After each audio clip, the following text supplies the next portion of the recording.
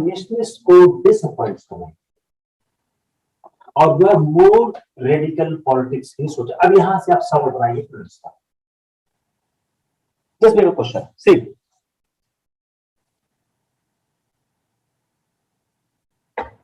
इस सवाल का जन्म इससे क्या होगा, इससे एक जो आप देख रहे हैं कि एक जो थ्योरेटिकल कॉन्सेप्ट विकसित हो रहा है वो क्या है कि मॉडरेट पॉलिटिक्स फेल क्यों हो रही थी और नेशनलिस्ट पॉलिटिक्स या एक्सट्रीमिस्ट पॉलिटिक्स का उदय क्यों हो रहा, why the moderate politics was failing and why the extremist policy were coming into the force. This is the answer you can get from this. Clear? आते हैं नेक्स्ट पॉइंट पे, जो come on more factual information. अब ये क्या था, यहां से यहां तक क्या था, हमने एक आपको कॉन्सेप्ट दिया। अब इस कॉन्सेप्ट को फैक्ट से, इस कॉन्सेप्ट को, इस विचारधारा को हम फैक्ट से सप्लीमेंट करते हैं। In 1899, the number of Indian members in Calcutta Corporation was reduced. Fact number 1. In 1904, the Indian Official Secret Acts were passed, restricting the freedom of the press. C. The Natu brothers were deported in 1897 without any trial. Even charges were not made public. In the same year, Lokman Tilak and other news editors were sentenced to long-term imprisonment. ये हो गया 4 कारण। अब इस कारण का ये हो गया रीजन। इसको आप ध्यान से पढ़िए। There's no need to run fast. Just see carefully. अब क्या बोलेंगे, ए बी सी डी, उसमें से कौन कारण थे जो व्यक्तियों को पॉलिटिकल राइट के लिए उत्साहित कर रहे थे, या उसमें से इसमें से कौन कारण थे जो यह लोगों में जन भावनाओं को उदय कर रहे थे। क्या है, इससे पीपल को लगा instead of giving the wider political rights, जिसको कि मॉडरेट्स मांग रहे थे, they are taking away the few existing rights. Clear or not clear? किसको क्लियर नहीं है?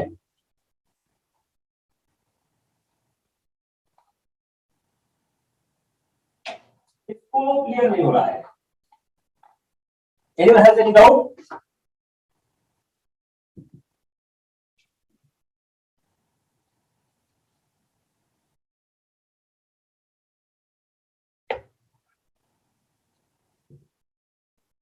For engineers,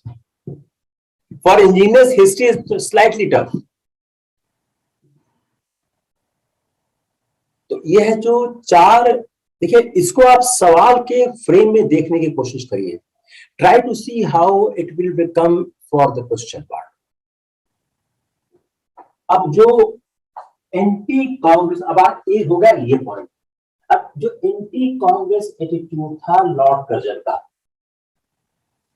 वह लोगों को कन्विंस कर रहा था कि यह बात एक्सपेक्ट करना निरर्थक है कि political and economic advancement possible है as long as British rule is in India.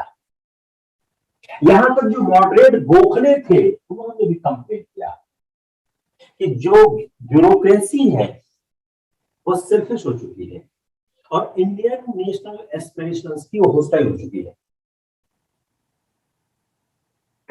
जो सोशली और कल्चरली था, British was no longer progressive. ये सवाल कभी आ सकता है, ये किसने कहा है? प्राइमरी एंड टेक्निकल जो एजुकेशन था, जो प्राइमरी और टेक्निकल एजुकेशन था, वो कोई प्रोग्रेस नहीं कर रहा था। जो ऑफिशियल्स थे वो सस्पिशियस हो गए हायर एजुकेशन को लेकर और वो कोशिश करने लगे कि कैसे हायर एजुकेशन के स्प्रेड को डिस्करेज किया जाए। उसी समय इंडियन यूनिवर्सिटीज एक्ट 1904 आता है। इसको नेक्स्ट देखा, एक अटेम्प्ट था कि इंडियन यूनिवर्सिटीज को टाइटर, यही सवाल यही लिखे हैं, टाइटर ऑफिशियल कंट्रोल। जो इंडियन यूनिवर्सिटीज एक्ट 1904 था, उसको लिस्टिस देखा कि it is the tighter control of the government. और ये हो गया ए। आप जरा सवाल समझिए, ये हो गया बी। तो इंडियन यूनिवर्सिटीज एक्ट 1904 का लक्ष्य क्या था? A, have the tighter control official control, D, check the growth of higher education. और जो इंडियन थे वो लगातार इस बात से कन्विंस हो रहे थे कि self government was essential for the sake of economic, political and cultural progress of country. Tilak, Bipin Chandra Pal, इन्होंने एक मैसेज दिया सेल्फ रिस्पेक्ट का। यह मैसेज गांधी जी का था और कहा कि इसमें वो रिलाई करें character and capabilities of Indian people. आप देखिए, अब यहां से आप गांधी को तिलक को कंपेयर भी कर सकते हैं। कुछ ऐसी बात गांधी भी कहते थे।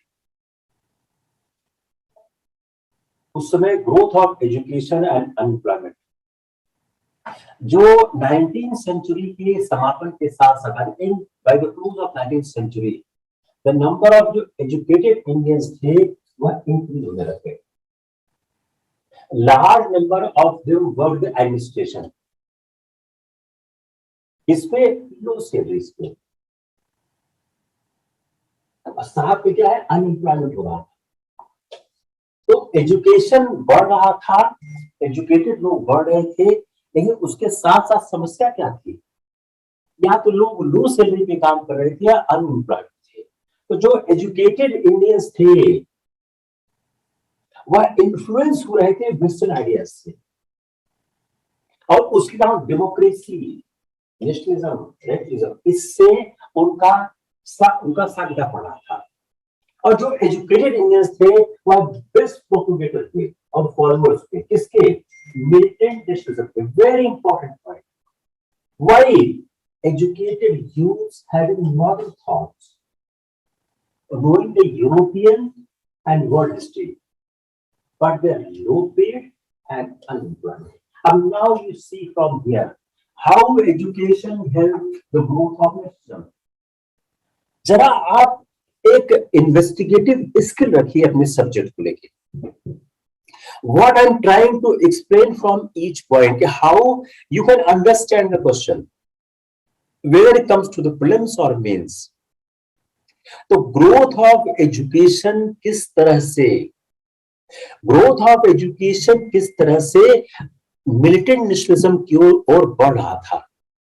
तो आप अगर देखें एक बहुत ही नटशेल के पार्ट पे, या तो वो लो सैलरीज पे काम कर रहे थे या वो अनएम्प्लॉयमेंट थे, या उनके पास ये वो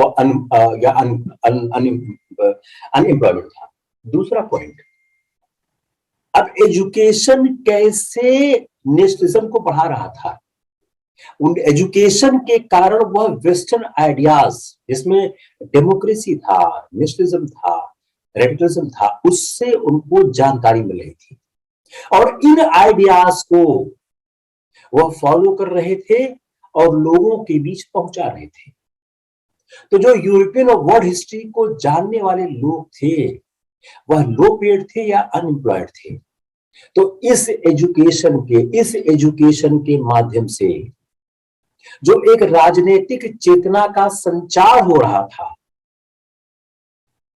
उसने मिलिटेंट नेशनलिज्म को बढ़ाने में योगदान किया। Hope it's clear? Not clear?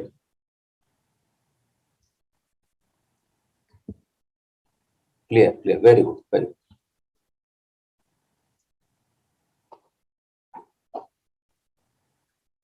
Now you see international influence. देखिए सवाल आप जब भी आएगा, अगर सवाल सिर्फ आता है कि what was the impact of the international issues for growth of the nationalism, आप इंटरनेशनल इश्यूज पे टिक लगाइएगा और इंटरनेशनल इश्यूज ही लिखिएगा। अगर मेंस में आता है तो भी, प्रीलिम्स में आता है तो भी। प्रीलिम्स से क्या करेंगे, वो आपके क्वेश्चन में इंटरनेशनल इन्फ्लुएंस लिख दिया, आपने झटके में इंटरनेशनल इन्फ्लुएंस नहीं देखा, आपने नेशनल इन्फ्लुएंस पे टिक लगाई, सवाल गलत हो गया। तो what was the international influence? Rise of the modern Japan after 1868। उसने दिखाया कि एक बैकवर्ड जो एशियन कंट्री है वो डेवलप कर सकती है विदाउट वेस्टर्न कंट्रोल। कुछ ही दशकों में जो जापान था उसने अपने को एक महान औद्योगिक शहर के रूप में विकसित किया जिसके पास मिलिट्री पावर थी।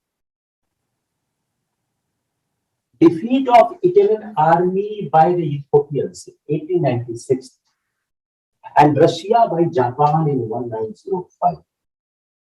इसमें जो वेस्टर्न पावर का मिस था, जो विदेशी शक्तियों की अजेयता का सिद्धांत था, उसको फिनिश कर दिया। और हर जगह एशिया में ये इंथुजियाज्म शुरू हो गया कि जो स्मॉल एशियन कंट्री है वह biggest military power of Europe को हरा सकती है। उसके साथ साथ जो Ireland, Russia, Egypt, Turkey, China और world war in South Africa, यहां के जो रिवोल्यूशनरी मूवमेंट्स थे, इन्होंने भारतीयों को कन्विंस किया। क्या कन्विंस किया? United people willing to sacrifice could challenge the most powerful government। जरूरत किस बात की है? Spirit of patriotism and self-sacrifice। So now you see from this point how the international influence was helping us to understand the growth of nationalism। कि जो हमारा nationalism का जो प्रभाव बढ़ रहा था उसमें अंतरराष्ट्रीय कारक किस तरह से जिम्मेदार थे।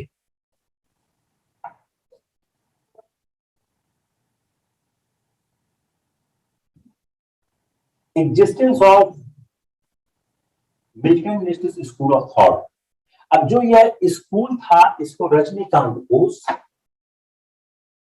अश्विनी कुमार का बंगाल में और विष्णु शास्त्री चित्तूर महाराष्ट्र में, यह इसको बढ़ावा दे रहे हैं। जो इस स्कूल के मिलिटेंट नेशनलिज्म के सबसे बड़े जो प्रोपोगेटर थे बाल गंगाधर तिलक थे, इनको बाद में लोकपाल कहा गया। इन्होंने, अब इनके बारे में फैक्ट आप याद करिए कि 1880s में न्यू इंग्लिश स्कूल खोला जो बाद में बनता है Fergusson college. Maratha in English and Kesari in Marathi, दो पत्र उन्होंने निकाले। From 1889 he edited Kesari and preached nationalism in its column or taught people with courage and self-respect। In 1893 इन्होंने स्टार्ट किया ट्रेडिशनल फेस्टिवल गणपति। पर्पस क्या था? To propagate nationalist ideas through song and speeches. In 1895 he started Shivaji festival to stimulate nationalism। इसमें youth Maharashtra में holding example of Shivaji for education. In 1897 he did no tax campaign, देखिए ही गांधी से करते करिए इन महाराष्ट्र। उन्होंने कहा जहां पर फैमिन है, जहां पर अकाल पड़ा हुआ है, withhold payment of land revenue if their crops fail. देखिए इसको कर देंगे if their crops fail, if crops not fail. उन्होंने रियल एग्जाम्पल दिया होल्डर्स का सैक्रिफाइस का।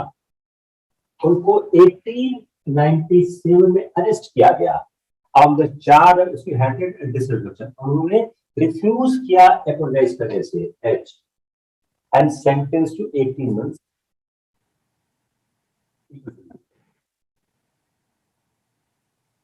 अब इसमें से कोई भी 4 फैक्ट निकाल के लिख देंगे कि what is true for the Lokmanya Tilak. अब अगर आपको एक भी फैक्ट आपके हाथ से स्लिप हो गया, देखिए इसको कैसे टफ कर सकते हैं। मान लो उन्होंने यहाँ पर जो लैंग्वेज का पार्ट है, मराठी, दूसरी मराठी, ये चेंज कर सकते हैं। दूसरा इंपॉर्टेंट पार्ट क्या है, नो टैक्स कैंपेन। ये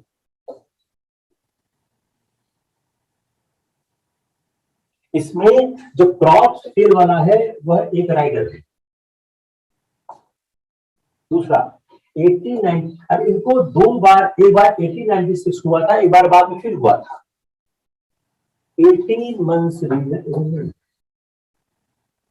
अब आप इतने फैक्ट्स में से कैसे फैक्ट्स को याद करेंगे, ये आपका आर्ट है। Because if you are not able to mug it up, तब काम नहीं बन पाएगा। तो you have to register your mind this.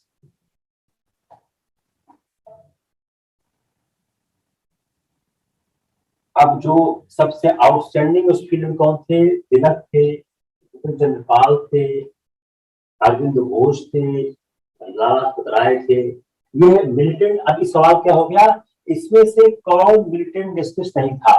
A Tilak, B Pal, C Ghosh, D राय। आसान सवाल है। अब इनका बिलीफ क्या था, फेथ क्या था? स्ट्रेंथ ऑफ मास से। देखिए again, the militant nationalist are close to the Gandhi movement. तो मास के वह अपनी जनमानस की ताकत में यकीन रखते थे। और उन्होंने स्वराज को प्राप्त करना चाहा through mass. Again see the comparison with Gandhi. इसलिए कहा to press for political work among the masses and direct political action by the masses. Again Gandhi. लिखो आप उसके पास, the comparison of militant nationalist with Gandhi. देखो आप इसमें copy में, you write down somewhere how to compare the militant nationalist with the Gandhi. लिख लिया? नहीं लिख पाए?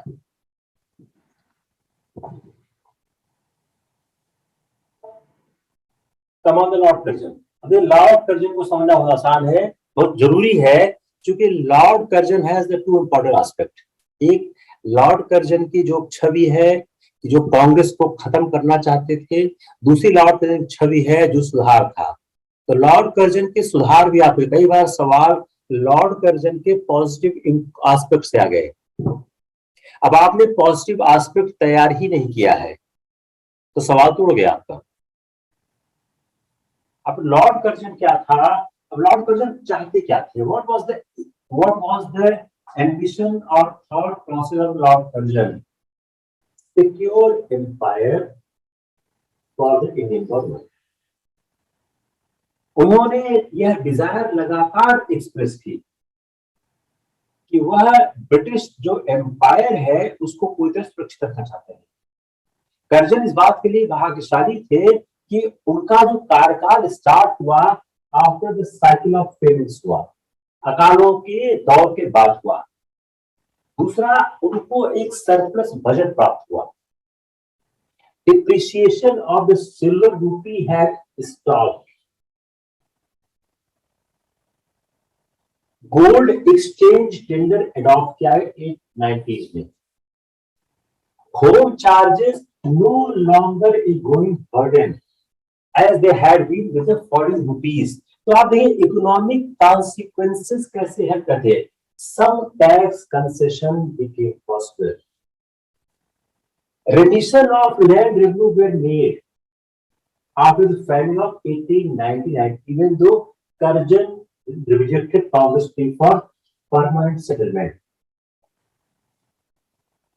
Salt tax was reduced and income tax exemption was raised. These are the, अब ये अगर आप अपने एग्जाम में लिख ले गए तो आपकी बड़ी डीप अंडरस्टैंडिंग ये रिफ्लेक्ट करती है कि उस समय क्या इकोनॉमिक हालात थे। तो लॉर्ड कर्जन का जो समय है वो बहुत अच्छा समय था। जिस समय लॉर्ड कर्जन ने शासन को संभाला, आम जनता के लिए बहुत ही धनात्मक चीजें दिख रही थी। अब इसको आप एक एक करके लिखो। आप point number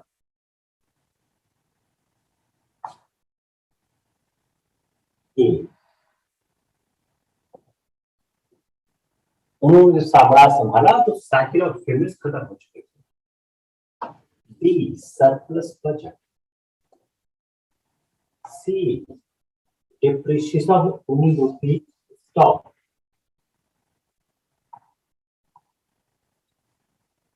D, gold exchange tender adopted in the 1990s. E, home charges no longer burden as they have been falling rupees. Some tax concession became possible.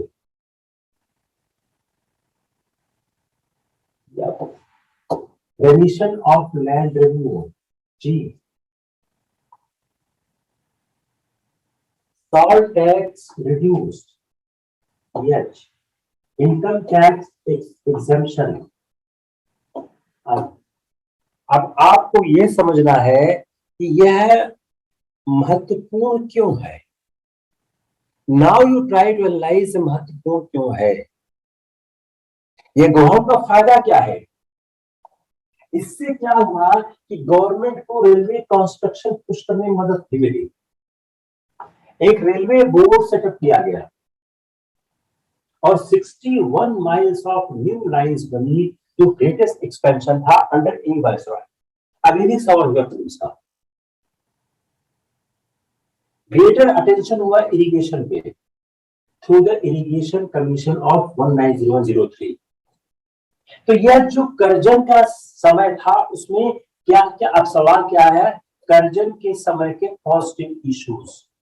हम लोग इसको पढ़ते ही नहीं है, हम लोग सीधा कर्जन को क्या पढ़ते हैं, हम लोग कर्जन को बंगाल विभाजन तक सीमित रख जाते हैं।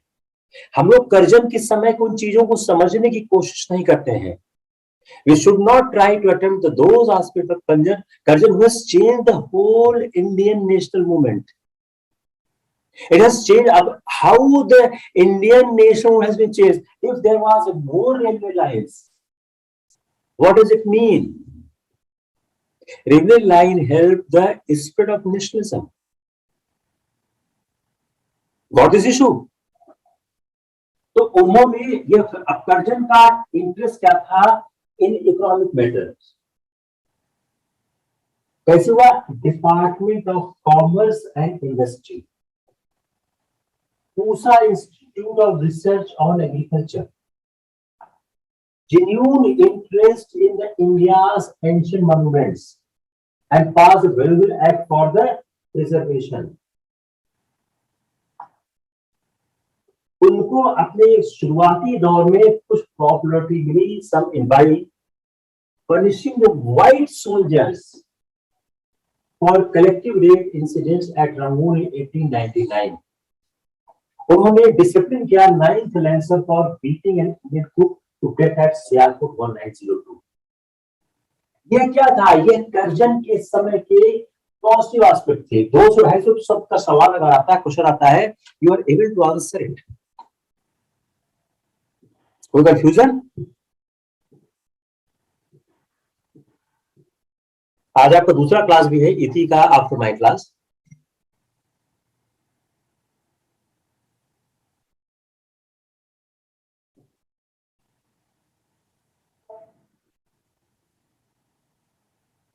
अब कर्जन व्हाट मेड, वह जो कर्जन की हॉस्टिलिटी थी, अब आता है नेगेटिव एस्पेक्ट पे, टुवर्ड्स एजुकेटेड इंडियंस, जिसको जो कांग्रेस के द्वारा रिप्रेजेंट किया गया था।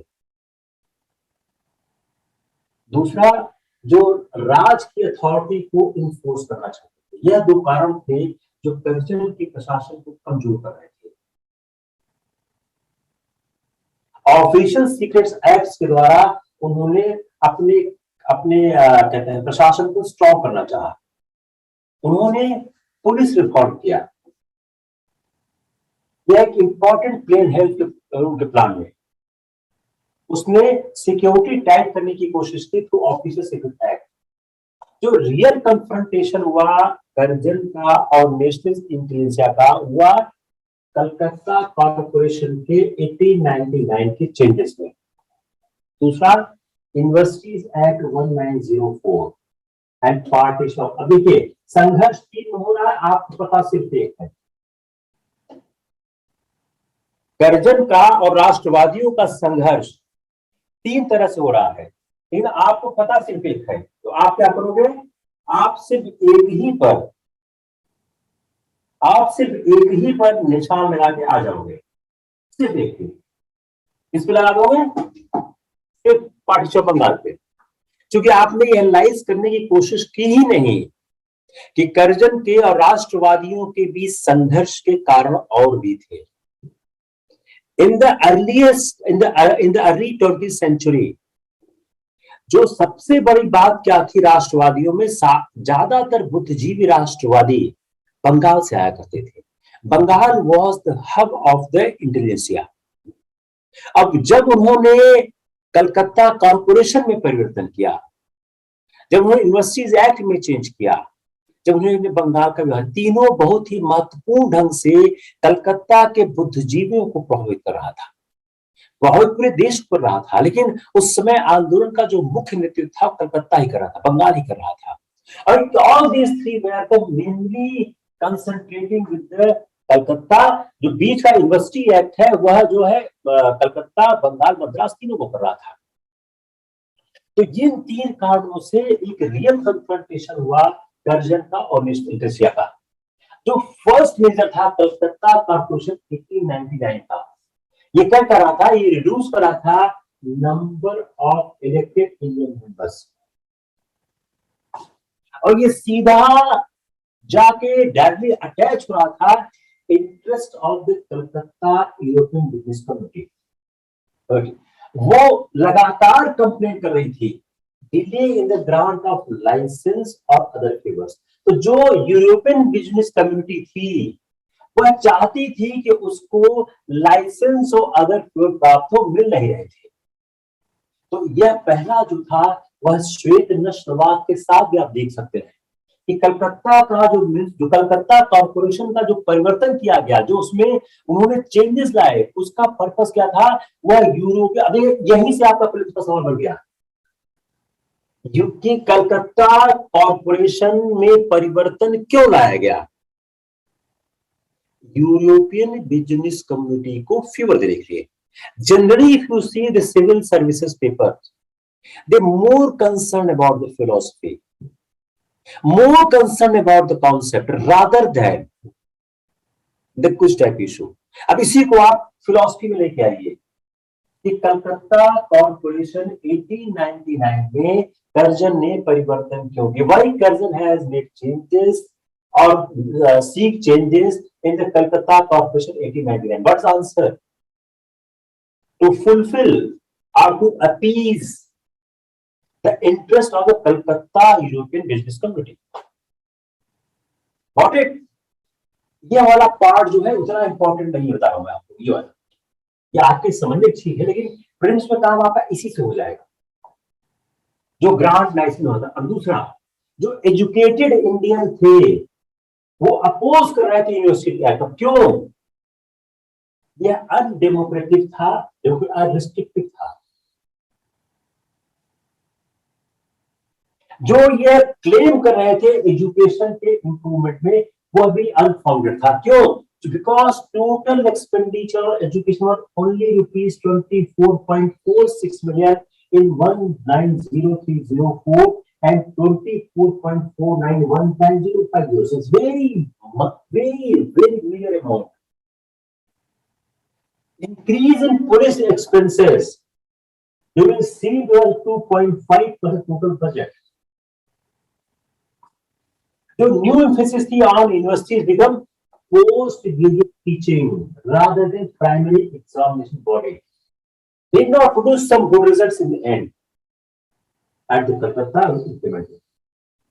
तो आपको क्या मिला कि एजुकेशन पे एक्सपेंडिचर नहीं हो रहा था, पुलिस पे बहुत ज्यादा हुआ था, और जो एम्फेसिस था यूनिवर्सिटीज पे becoming post graduate teaching rather than primarily examining body, इसने कोई ज्यादा रिजल्ट प्रोड्यूस नहीं किया। तो ये हम बात कर रहे हैं beyond the partition of Bengal.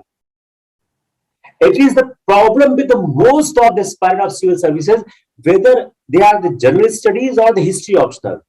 They are not aware about the aspect of the Bengal partition, aspect besides the Bengal partition with the Karjan.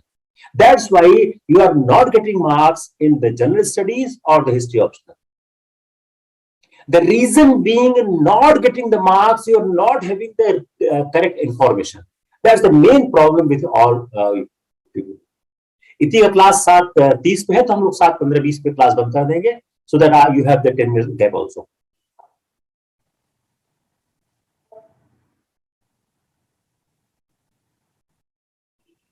अब बंगाल के पार्टीशन के साथ क्या हुआ, इंडियन नेशनल मूवमेंट जो है वह सेकेंड फेज में इंटर कर गया। अब बंगाल के साथ बंगाल की पॉपुलेशन क्या थी, 78 मिलियन। पूरे इंडिया के, ब्रिटिश इंडिया के पॉपुलेशन का 1/4 था। यह बात सत्य है, यह एडमिनिस्ट्रेटिवली आसान नहीं था चलाना, लेकिन इसके कारण पार्टीशन नहीं हुआ। रियल मोटिव क्या था, रियल मोटिव था पॉलिटिकल, बंगाली इन्फ्लुएंस को कंट्रोल करना था। अगर बंगाली को हम दो अलग अलग भाग में कर देंगे तो क्या होगा, माइनॉरिटी बंगाली क्या जाएगी। तो जो न्यू प्रपोजल था बंगाल में वह 17 million Bengali and 36 million Hindi speaking people. Partition का मतलब क्या था, faster time under division, basis of religion था उसमें। जो पॉलिसी वहां दी गई कि मुस्लिम कम्युनिटी को, जो मुस्लिम का जो कम्युनिटी है वह काउंटर करेगी कांग्रेस को और नेशनल मूवमेंट कमजोर होगा।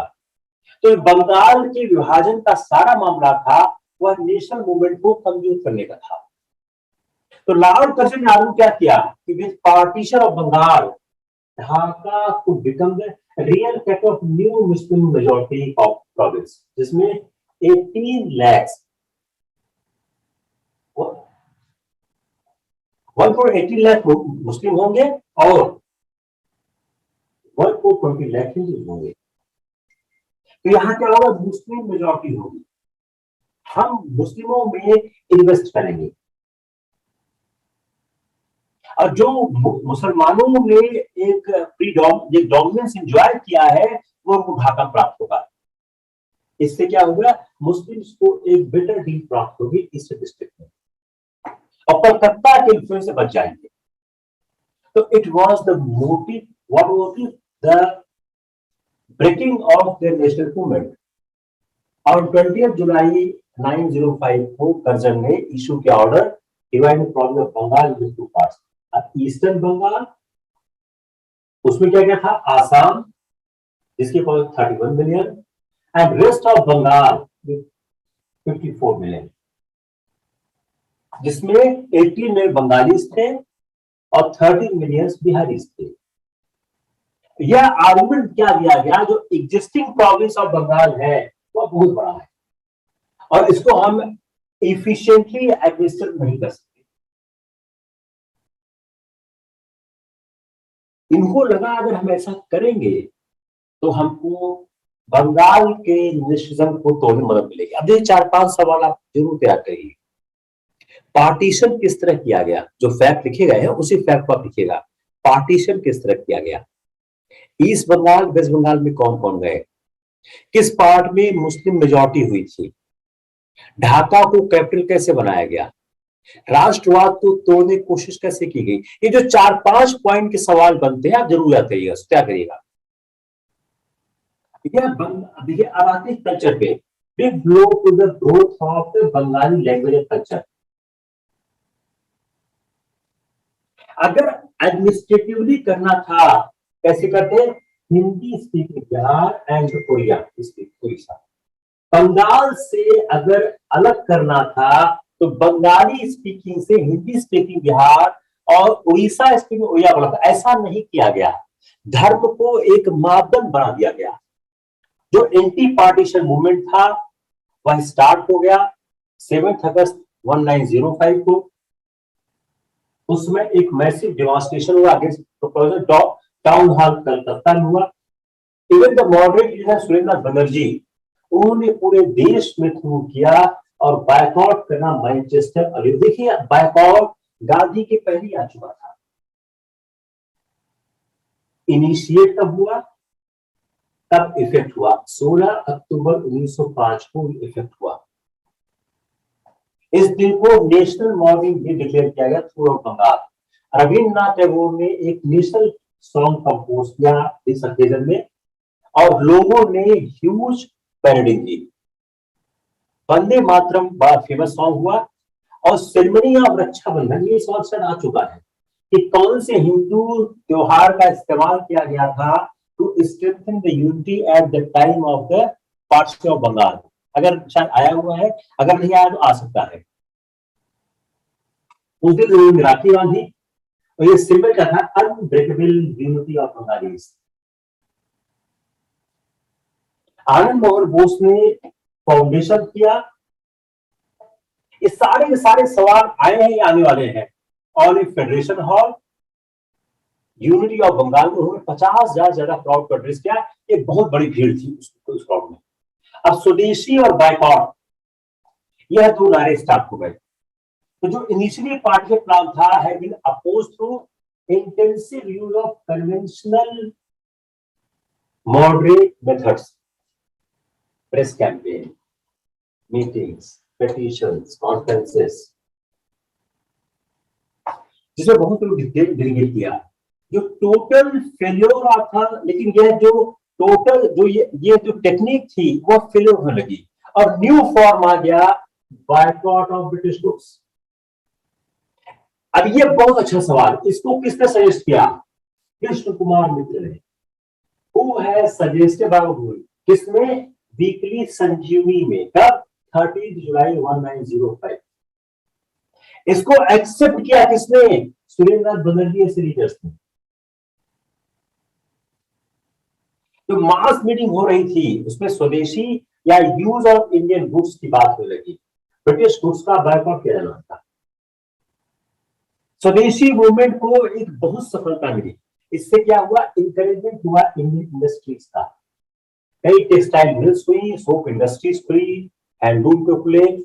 आचार की सीधे ऑर्गेनाइज्ड फेमस बंगाल केमिकल स्वदेशी स्टोर। रविन्द्रनाथ टैगोर ने 4 स्वदेशी स्टोर खोले। स्वदेशी मूवमेंट के कल्चरल, हमेशा आप कल्चरल कॉन्सिक्वेंसेस जरूर तैयार करिए। कल्चरल कॉन्सिक्वेंसेस बहुत इंपॉर्टेंट चीज होती है, जनरली एस्पायरेंट इसको मिस करते हैं। तो जो कल्चरल कॉन्सिक्वेंसेस होंगे, नेशनल पोएट्री, प्रोज, जर्नलिज्म, जो पैट्रियोटिक सॉन्ग इसमें लिखे गए रविन्द्रनाथ टैगोर, रजनीकांत से। अभी सवाल यहां फिर से बनाता हूं, ये कौन कौन थे? रविन्द्रनाथ टैगोर, रजनीकांत सेन, मुकुंद दास। अब क्या बोल देंगे? इनमें बोल देंगे ये पोएट थे, इसमें बोल देंगे ये सिंगर थे, इसमें बोल देंगे ये पोएट थे। तो आपको रविन्द्रनाथ टैगोर को दिक्कत नहीं है। अब रजनीकांत सिंह, मुकुंद दास, आपने ऐसा सवाल आ चुका है इस साल इसी टाइप का। उन्होंने इस समय संघ किया बंगाल में। दूसरा क्या हुआ? नेशनल एजुकेशन का विस्तार हुआ। नेशनल एजुकेशन इंस्टीट्यूट बने जिसमें जो लिटरली टेक्नो फिजिकल एजुकेशन की बात कही गई। 15 अगस्त 1906 national council of education setup और एक नेशनल कॉलेज अरविंद घोष का प्रेसअप स्टार्ट किया गया। At theoretical level 3 major trends उसमें दिख रहे थे जो डिस्टिंग्विश करती हैं political life of Bengal between 1905 to 1908, जो मॉडरेट ट्रेडिशन से अलग होते हैं। फर्स्ट क्या है? कॉन्स्ट्रक्टिव स्वदेशी। ये क्या है? Rejection of futile and self demeaning militant politics in favour of self help. तो जो एक मॉडरेट पॉलिटिक्स थी, जो बड़ी भिखमंगी राजनीति थी, उसको वह विरोध कर रहे थे। तो स्वदेशी के अगर स्वदेशी वाद क्या है? यह कॉन्स्ट्रक्टिव प्रोग्राम था जो रिजेक्ट कर रहा था, जो एक जो भिखमंगी राजनीति थी, जो सेल्फ डिमीनिंग पॉलिटिक्स थी, उसे जो self help, swadeshi industries, national schools, improvement in organisation, village improvement and organisation, यह कैसे प्राप्त की गई? This was found by business venture of Prafulla Chandra Ray, Nilratan सरकार, सतीश चंद्र मुखर्जी चंद्र, कौन सा डॉन सोसाइटी, जिसने एक इंपॉर्टेंट रोल प्ले किया नेशनल एजुकेशन मूवमेंट में। रविंद्रनाथ, वो स्वदेशी समाज एड्रेस किया, हैड ऑलरेडी डिस्कस हमने किया है, a blueprint for the constructive work of village. उन्होंने रिवाइवल कोशिश की ट्रेडिशनल हिंदू समाज का, जो एक कमेटी हुआ करती थी। अश्विनी कुमार दत्त का स्वदेश बंधु समिति 12 साल, जिसकी सबसे ज्यादा शाखाएं थी 535 विलेजेस में। In 901 and 07, all there a clear anticipation of much later Gandhian program of Swadeshi. And now you can see how the Gandhian program has started taking shape at the time of the partition of Bengal. जो defence power के general, new India, Aurobindo Ghosh Vande Mataram, Brahmo Datta Upadhyay, Sandhya and Yuvantar, इसने struggle for Swaraj की बात शुरू कर।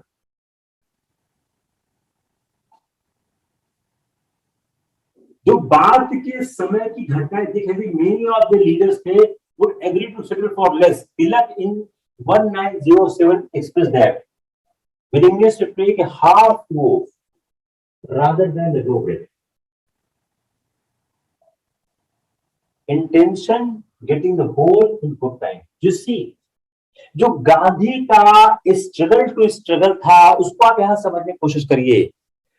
आप जो बिपिन जो तिलक का स्टेटमेंट है, विलिंगनेस टू टेक, जस्ट आप इस पे कंसंट्रेट करिए, यहां से आपको बन गया विलिंगनेस टू टेक, आप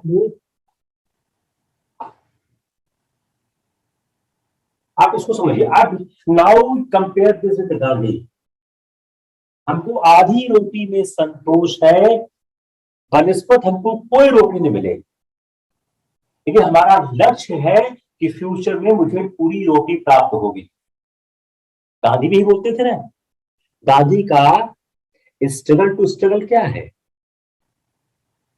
आप स्ट्रगल करो, जो कुछ प्राप्त हो रहा है उसको ले लो, फिर आंदोलन को विराम दे दो, फिर आंदोलन को अगले स्ट्रगल पे ले जाओ। This is the same thing, struggle to struggle theory. Now see the same thing with Tilak. Got it? Not got it?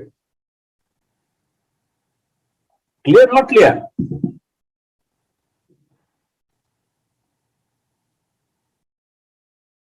तो इनके जो फंडामेंटल मेथड्स थे, जो डिफरेंस था, जो फंडामेंटल डिफरेंस था वो मेथड्स पे था। जो अरविंदो का स्टेटमेंट था उन्होंने आखिरी वंदे मातरम में लिखा, जो बाद में प्रिंट किया गया पैसिव रेजिस्टेंस के नाम पे।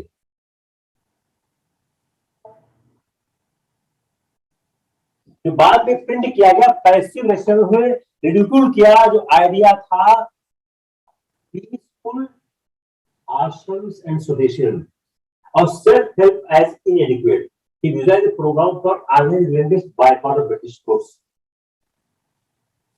तो जो 1907 में तिलक ने एक आइडिया दिया, उस आइडिया का जो दूसरा पक्ष था, जिसमें फंडामेंटल डिफरेंस क्या था, वो मेथड के रूप था।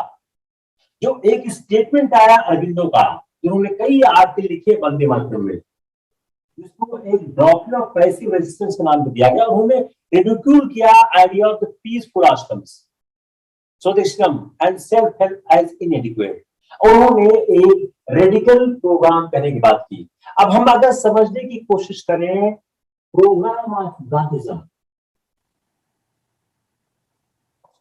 entire future of the program of Gandhism we can see here. फर्क क्या था? Non violence, no tax, no rent halls.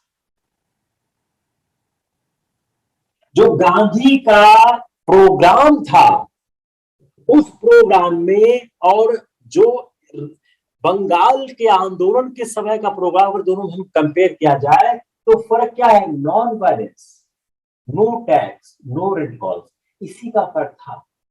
बाकी जो संघर्ष की रूपरेखा थी, आप कह सकते हैं जो गांधी का अहिंसा के प्रति अति आग्रह था, वह यहां नहीं दिख रहा था।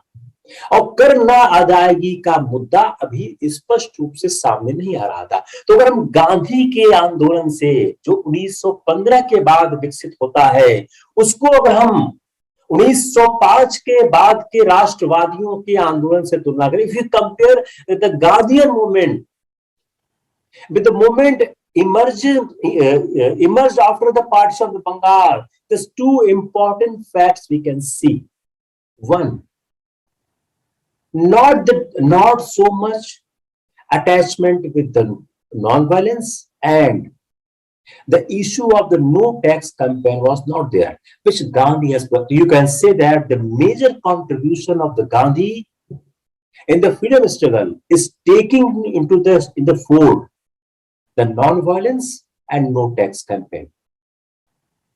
तो जो एंटिसिपेशन ऑफ गांधी का, जो जो गांधी के कंस्ट्रक्टिव वर्क था, जो महासत्याग्रह था, उसका एंटिसिपेशन दिखा है, although it is short lived, और यह एंड कर जाता है 1908 के बंगाल पॉलिटिक्स में।